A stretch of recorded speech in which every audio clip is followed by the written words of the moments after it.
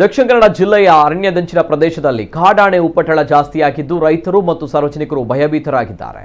ಜಿಲ್ಲೆಯ ಬೆಳ್ತಂಗಡಿ, ಸುಳ್ಯ, ಪುತ್ತೂರು, ಕಡಬ ತಾಲೂಕುಗಳ ವ್ಯಾಪ್ತಿಯಲ್ಲಿ ಕಾಡಾನೆ ಹಾವಳಿ ಹೆಚ್ಚಳವಾಗಿದ್ದು ಆನೆಗಳು ತೋಟಗಳಿಗೆ ನುಗ್ಗಿ ಬೆಳೆ ಹಾನಿ ಮಾಡ್ತಾ ಇವೆ. ಬೆಳ್ತಂಗಡಿ ತಾಲೂಕಿನ ಶಿಶಿಲದಲ್ಲಿ ಬೆಳೆ ನಾಶವಾಗಿದೆ. ಇನ್ನೂ ಹಲವು ಕಡೆ ತೋಟಗಳಲ್ಲಿ ಅಡಿಕೆ, ಬಾಳೆ ಗಿಡಗಳಿಗೆ ಮತ್ತು ಇತರ ಕೃಷಿಗಳಿಗೆ ಹಾನಿಯಾಗಿದೆ.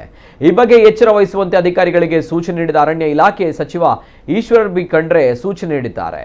ವಸತಿ ಪ್ರದೇಶಗಳ ಬಳಿ ಆನೆ ಬಂದಾಗ ನಿಗಾ ವಹಿಸುವಂತೆ ಹಾಗೂ ಕೂಡಲೇ ಅವುಗಳನ್ನು ಕಾಡಿಗೆ ಮರಳಿಸಲು ಮತ್ತು ಜೀವಹಾನಿ ಆಗದಂತೆ ಎಚ್ಚರ ವಹಿಸಲು ಸೂಚಿಸಿದ್ದಾರೆ.